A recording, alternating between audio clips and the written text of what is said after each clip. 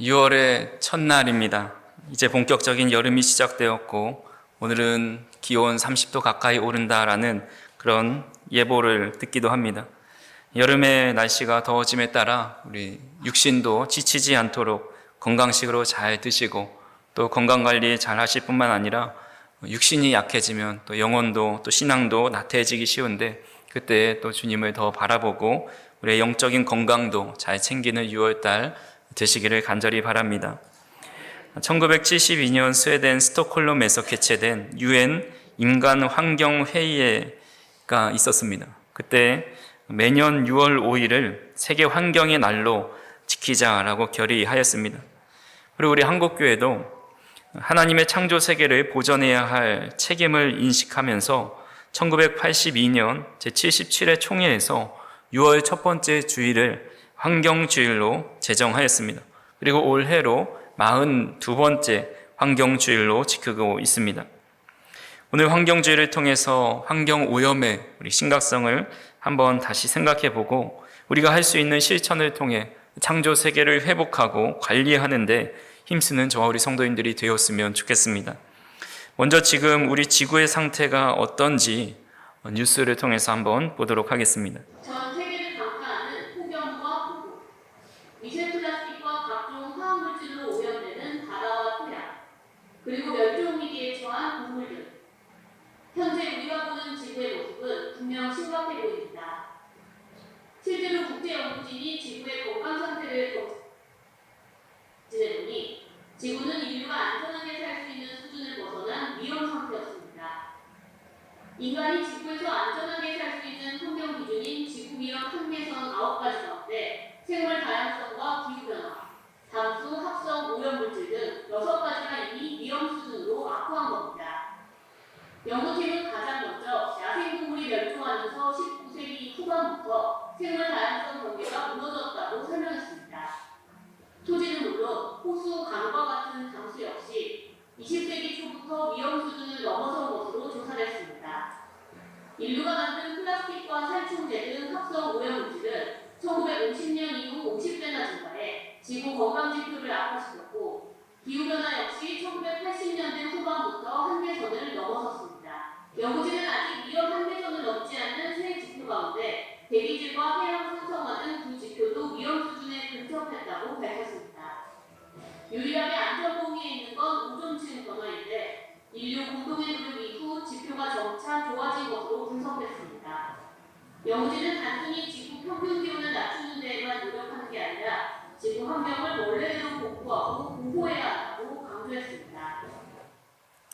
네, 영상에서 보시는 것처럼 지구의 한계가 찾아왔습니다. 우리 지구 표면이 또 우리 지구의 온도가 점점 올라가고 상승하고 있습니다. 지구가 1도만 상승해도 가뭄이 지속되고 물 부족으로 5천만 명이 고통을 당합니다. 10%의 육상 생물이 멸종 위기를 당하게 되고 기후변화로 30만 명이 사망하게 된다고 말을 합니다. 그리고 2도가 오르면 사용할 수 있는 물이 20%에서 30% 감소하고 해빙으로 해수면 7m가 상승한다고 합니다. 북극 생물의 15%에서 40%가 사라져서 멸종 위기가 되고 4천에서 6천만 명이 말라리아에 노출된다고 합니다. 지금 현재 거의 2도 가까이 올랐다고 보고 있습니다. 또한 지구 온도가 3도 오르게 되면 기근으로 인해서 100에서 300만 명이 사망하고 해안 침수로 연 1억 7천만 명이 피해를 입는다고 합니다. 20%에서 50%의 생물이 멸종 위기에 처하게 되고 아마존 열대 우림이 파괴된다고 보고 있습니다. 더 이상 안 오르면 좋겠지만 혹여라도 지구의 온도가 4도 오르게 되면 사용 가능한 물이 30%에서 50% 감소합니다. 해안 침수로 인해 연 3억 명이 피해를 입고 아프리카 농산물 15%에서 35% 감소, 또 서남극 빙상이 붕괴될 위험에 있다고 합니다. 또한 지구의 온도가 5도 오르면 군소 도서국과 뉴욕, 런던 등은 침수의 위험을 당하게 되고 재난으로 인해서 자본주의가 붕괴됩니다. 중국, 인도 영향권에 있는 히말라야 산맥에 이 빙하가 소멸되고 핵무기가 동원된 전쟁이 발발할 확률이 높아진다고 합니다. 만약에 6도 오르게 되면 결국은 모든 생물체의 대멸종이 일어난다라고 보고 있습니다. 지구가 뜨거워진다는 것은 단순히 더워진다는 차원이 아니라 앞으로 우리 인류가 어디서 살아가야 할지 또 무엇을 먹고 살아가야 될지에 대한 생존이 달려 있는 문제입니다. 우리는 뉴스를 통해서 매년 여름이 되면 전례 없는 더위, 또 전례 없는 폭우라는 기사를 보기도 합니다. 또한 매년 겨울이 되면 전례 없는 한파, 또 전례 없는 따뜻한 겨울이라는 이야기를 듣습니다. 기상청에서 2024년 여름을 역대 최악 1위를 휩쓴 여름이었다라고 발표했습니다. 여름철 최고기온 1위, 열대야일수 1위, 시간당 강수량 1위, 해수면 온도 1위를 작년 여름에 기록하였습니다. 사실 우리는 그것이 실제로 체감되지는 않습니다. 우리나라가 얼마나 잘 돼 있습니까? 어느 건물에 들어가도 너무나 시원한 에어컨 바람이 나오고 있고 또 수도꼭지를 틀면 언제든지 시원한 물이 콸콸 쏟아져 나옵니다. 넉넉한 식수가 있고 어디에 가나 시원해서 오히려 냉방병에 걸릴까 조심하라고 말하기도 합니다. 하지만 이렇게 계속 지구의 기온이 오르다 보면은 결국 영화에서 볼 법한 황량한 사막화가 되고 얼마 남지 않은 사람들끼리 생존 경쟁을 하면서 살아가는 모습이 곧 다가올 거라는 생각이 듭니다. 그런 일이 일어나기 전에 우리는 하나님 보시기에 아름답게 창조된 모든 피조물을 잘 관리하고 다스려야 합니다. 오늘 환경주의를 맞이하면서 어떤 본문을 선택할까 고민을 하다가 현재 지구의 생태계가 놓인 형편과 처지가 마치 강도 만나 거의 죽게 된 사람처럼 보여서 오늘의 본문을 선택하였습니다. 오늘 우리가 읽은 말씀의 배경을 살펴보면 어떤 율법학자가 예수님께 찾아와서 내가 어떻게 하면 영생을 얻을 수 있습니까? 라는 질문을 합니다. 예수님은 오히려 율법 교사에게 어떻게 성경에 기록되어 있느냐라고 반문하셨고 그는 대답하기를 내 마음을 다하고 목숨을 다하고 힘을 다하고 뜻을 다하여 주 너의 하나님을 사랑하고 내 이웃을 내 몸과 같이 사랑하라 말씀하셨습니다 라고 대답합니다. 예수님은 정확하게 알고 있는 그에게 옳다 그럼 그대로 하라라고 말씀합니다. 근데 율법교사는 질문을 여기서 그치지 않고 그렇다면 내 이웃이 누구입니까? 라고 질문을 합니다. 이에 예수님이 이웃사랑, 내 이웃이 누구인지를 알려주시기 위해서 선한 사마리아 사람의 비유를 하십니다. 어떤 사람이 예루살렘에서 여리고로 내려가는데 강도를 만나 심하게 맞고 거반 죽게 되었습니다. 첫 번째로 제사장이 지나가다가 그를 보았지만 못 본 채 지나쳐갔고 두 번째도 레위인이 그를 보았지만 그냥 무심코 지나갑니다. 세 번째로 사마리아 사람은 그를 보고 불쌍히 여겨서 그를 치료해 주었다라는 이야기입니다. 예수님은 이 비유 끝에 이렇게 물어보시죠. 이 세 사람 중에 누가 강도 만난 자의 이웃이 되겠느냐? 그자 율법교사는 자비를 베푼 자입니다 라고 대답을 합니다. 예수님은 그러면 너도 그와 같이 하라고 말씀하시면서 머리로만 율법을 아는 제사장과 레위인이 되지 말고 이 사마리아인처럼 고통당하는 이웃을 위해 사랑을 실천하라 말씀하고 있는 겁니다. 주님께서 말씀하시는 이 이웃의 개념을 단순히 우리 사람과 사람, 인간 대 인간을 뛰어넘어서 하나님께서 창조하신 모든 피조물로 확장시켜서 우리가 오늘 말씀을 살펴보고자 합니다. 첫 번째로 우리 인류가 생태계 파괴의 주범이자 강도라는 사실을 우리는 알아야 합니다. 기후변화에 관련해서 과학적 근거를 바탕으로 어떻게 하면 정책을 또 방향을 제시할 수 있을까? 여러 나라가 합쳐서 고민을 했습니다. 그 모인 연합체가 바로 IPCC라는 정부 간의 협의체인데 1990년부터 2023년까지 6차례에 걸쳐서 보고서를 냈습니다. 1990년에 1차 보고서를 냈을 때는 지구가 더워지는 기후 변화 현상이 관찰되지만 인간의 영향인지 확신할 수는 없다라고 밝혔습니다. 1995년 2차에서는 기후변화는 인간 영향이 원인 중 하나일 수 있다고 보도합니다. 근데 2001년부터 2013년 3차부터 5차까지 기후변화는 인간의 영향이 66%다, 90%다, 95%다라고 보고했습니다. 그리고 2023년 6차 보고서에서는 기후변화는 전적으로 인간 활동으로 인해 초래되었다라고 보고하였습니다. 기후변화의 원인이 100% 인간 때문이라는 겁니다. 작년 8월 IPCC 공동의장인 판마오 자이라는 분이 인간의 영향으로 대기와 바다, 육지가 뜨거워졌다는 것은 명백하다. 이로 인한 기후변화는 극한의 무더위, 집중호우, 그리고 가뭄을 일으키고 있다라고 말을 하였습니다. 지금 지구 생태계와 인류가 직면해 있는 파국의 원인이 바로 지구온난화인데 지구온난화의 원인을 제공하는 것이 바로 우리 인류라는 겁니다. 200~300년 동안 인류는 산업화를 통해서 대량 생산, 대량 소비, 대량 쓰레기라는 악순환을 끊임없이 반복해 왔습니다. 그 과정 속에서 화학연료를 계속해서 사용하게 되었고 거기서 발생한 온실가스로 인해서 지구는 점점 뜨거워지는 것입니다. 또한 생태계를 파괴하는 주범 중에 하나가 플라스틱 과소비입니다. 우리가 살아가는 시대를 석기 시대, 청동기 시대, 철기 시대를 거쳐서 이제는 플라스틱 시대라고 부르고 있습니다. 그만큼 플라스틱 과소비하면서 살아가고 있는 겁니다. 전 세계 플라스틱 생산량의 분야별 비율을 살펴보면 포장재 및 용기 생산이 46.5%로 가장 많이 차지합니다. 그 다음이 건설재료인데 24.7%, 그 이후로 자동차, 가정 및 생활용품 등으로 집계가 되었습니다.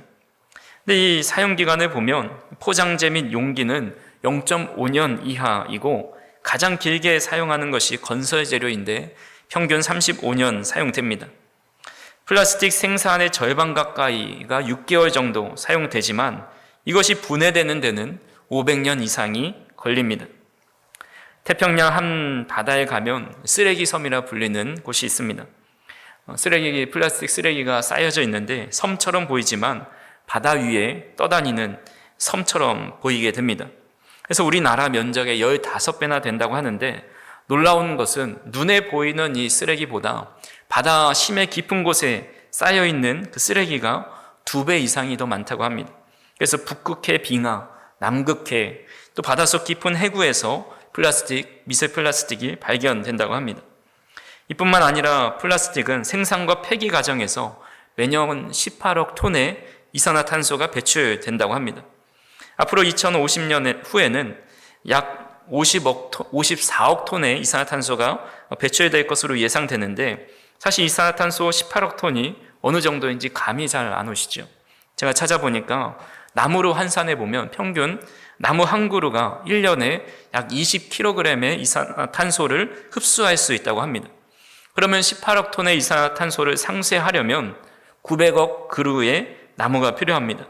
지구에 있는 거의 모든 나무를 동원해도 감당이 안 되는 수준이라고 합니다.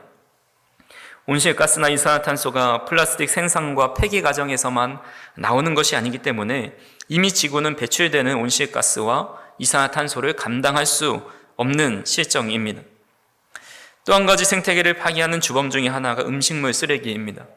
UN 환경 프로그램에서 전 세계적으로 7억 3천만 명이 굶주리고 있지만 사람들은 하루에 10억 끼니 이상의 먹을 것을 내다 버리는 것으로 조사되었습니다.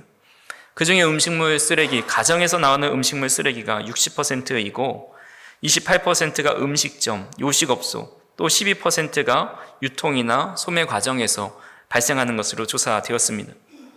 우리는 거지 나사로와 부자 이야기를 잘 알고 있습니다. 부자는 매일 잔치를 벌이면서 음식이 남아 돌아서 상에 가득 차서 그 상 아래로 음식이 떨어집니다. 근데 거지는 먹을 것이 없어서 상 아래 떨어지는 그 음식이라도 먹어보고자 하지만 그 부자는 그것조차 내어주지 않습니다.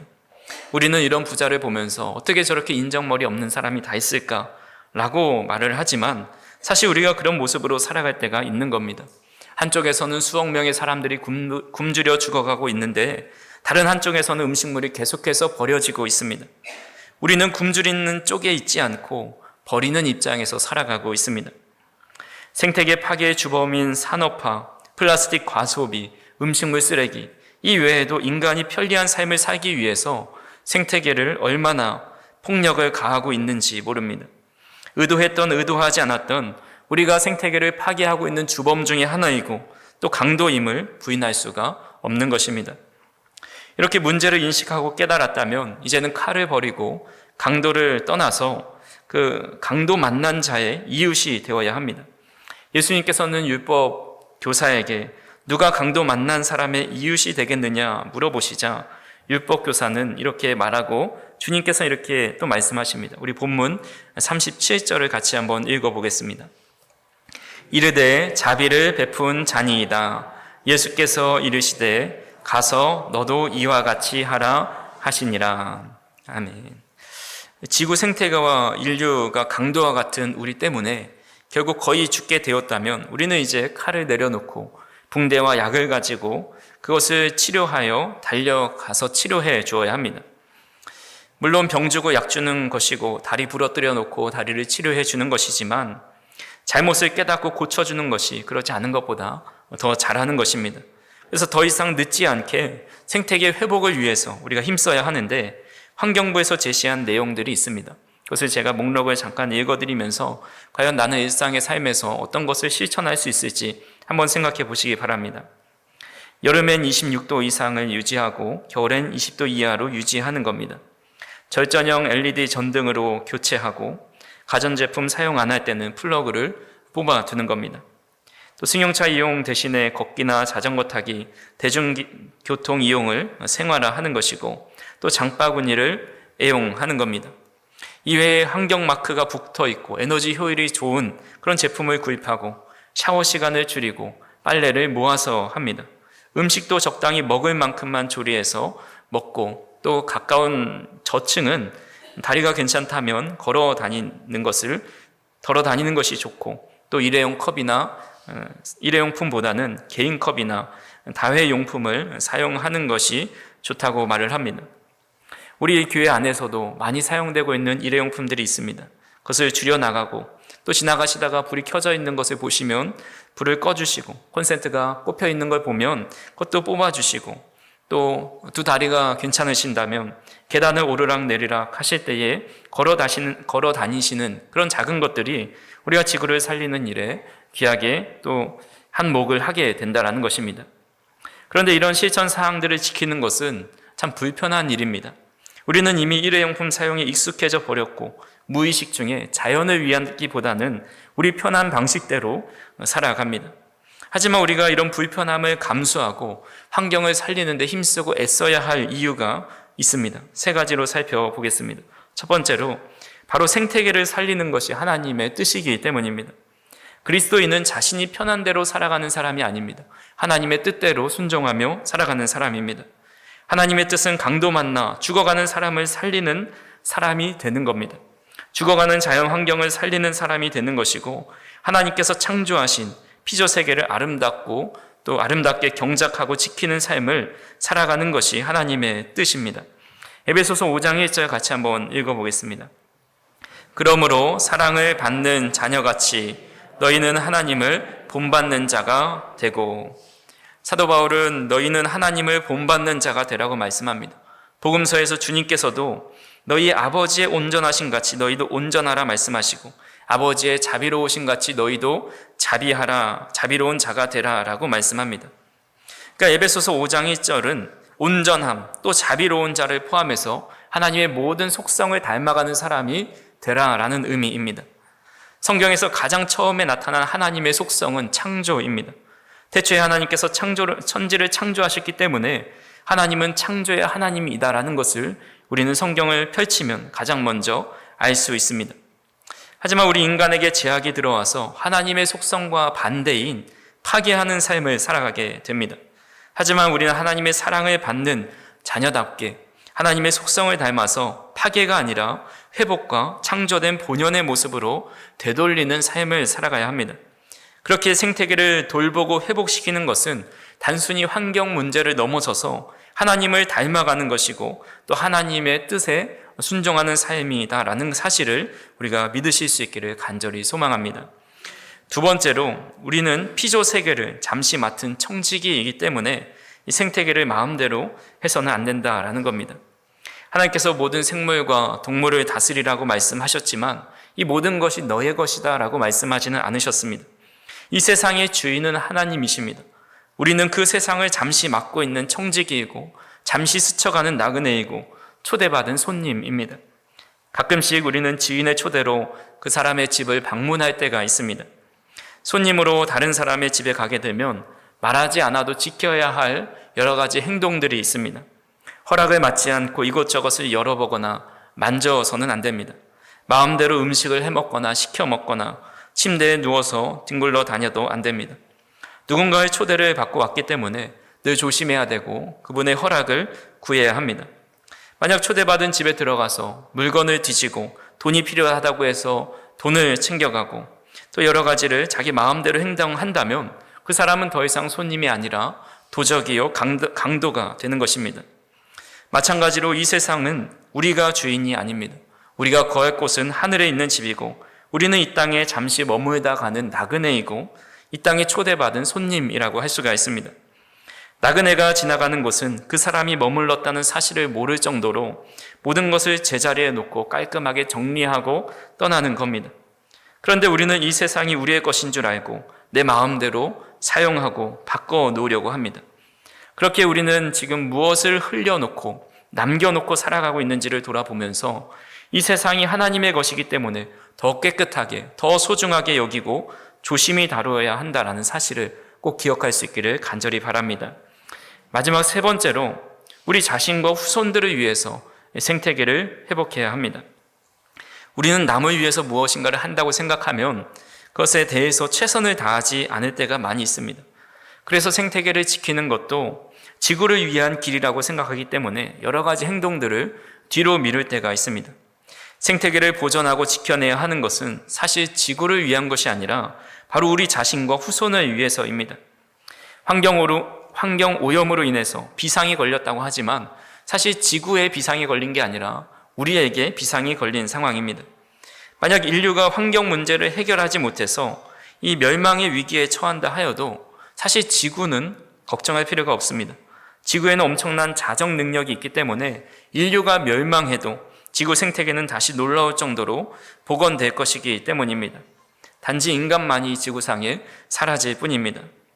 환경 저널리스트인 앨런 와이즈먼이라는 분이 지구에서 인간이 사라지면 어떻게 될지 가늠해 본 사람이 있습니다. 이분은 지구에서 인류가 사라지게 되면 어떤 변화가 생길지 알아보기 위해서 고고 생물학자, 또 해양 생태학자, 지질학자, 환경운동가 등을 만나서 이렇게 정보를 수집해서 지은 책이 인간 없는 세상입니다. 거기서 이런 가정을 합니다. 인간이 모두 사라진 뒤 2일 후에 뉴욕 지하철역이 침수되고 1년 후에 고압전선의 전류가 차단되어서 새들이 번성하게 된다. 3년 후에 난방이 중단되어 바퀴벌레가 멸종하게 되고 10년 후 목조, 가옥들이 허물어지기 시작한다. 20년 후 밭작물의 맛이 개량 전 야생 상태로 회귀하고 1000년 후에 뉴욕시의 돌담들이 빙하에 붕괴된다. 3만 5천 년 후에 나비 토양에서 전부 씻겨나가고 10만 년 후 이산화탄소가 인류 이전 수준으로 감소하고 30억 년 후에 상상 못할 생명체들이 번성하게 된다라고 추측하고 있습니다. 환경이 파괴되어 인류가 멸망해도 지구는 오히려 건강을 되찾게 됩니다. 그렇기 때문에 우리가 생태계를 지켜나가야 하는 것은 지구를 위함이 아니라 바로 우리 자신이고 또 우리 후손들을 위해서입니다. 전에 일본의 원전 오염수를 방출했을 때 소금 대란이 일어난 적이 있습니다. 그 문제로 성도님들과 몇 분하고 이야기를 나눴는데 어떤 분이 오염수가 방출되기 전에 천일염을 몇 자루나 사놨다고 합니다. 그래서 나는 이 오염된 소금을 안 먹을 수 있다고 약간 좀 자랑하듯이 이야기했습니다. 근데 옆에 계신 분이 아니 아무리 그래도 우리 결국 식당에 가면 오염된 소금으로 만든 음식을 먹을 거예요 라고 말을 합니다. 그러니까 아무 말도 하지 못하는 겁니다. 아무리 우리 스스로 오염에서 벗어나려고 해도 우리는 결국 돌고 돌아서 오염된 음식을 섭취하게 될 수밖에 없습니다. 그렇게 근본적으로 우리는 생태계를 회복해야만 건강한 음식이 우리의 몸에 들어오고 우리 자녀들도 그런 음식과 환경 속에 살아갈 수 있게 됩니다. 환경 보호의 중요성을 강조하는 대표적인 구호가 있습니다. 환경은 우리가 빌려 쓰고 있는 미래 세대의 자산이다라고 말을 합니다. 이 환경이 우리의 것이 아니고 우리가 누려야 할 것이 아니고 미래 세대의 자산으로 우리가 빌려 쓰고 있기 때문에 그것을 우리가 파괴해버리고 미래 세대의 자연을 말려버리고 살아가지 못하게 만든다면 그 원망과 비난은 바로 우리의 몫이다라는 겁니다. 생태계를 돌보지 않는 것은 우리뿐만 아니라 우리 다음 세대가 살아가야 할 세계를 파괴하는 것이다라는 겁니다. 그렇게 우리와 우리 자녀를 위해서라도 생태계를 돌보고 가꾸는 저와 우리 성도님들이 되기를 간절히 소망합니다. 이정모 교수가 쓴 찬란한 멸종이란 책이 있습니다. 2150년 기후위기로 인류가 멸종하게 되는데 그때 역사를 뒤돌아보게 되는 인공지능 AI가 살아남아서 왜 인류가 멸망했는지를 뒤돌아보는 내용을 소설하고 또 상상력을 동원해서 쓴 책입니다. 그 책에 보면 이런 내용이 있습니다. 호모 사피엔스에게는 충분한 기술이 있었다.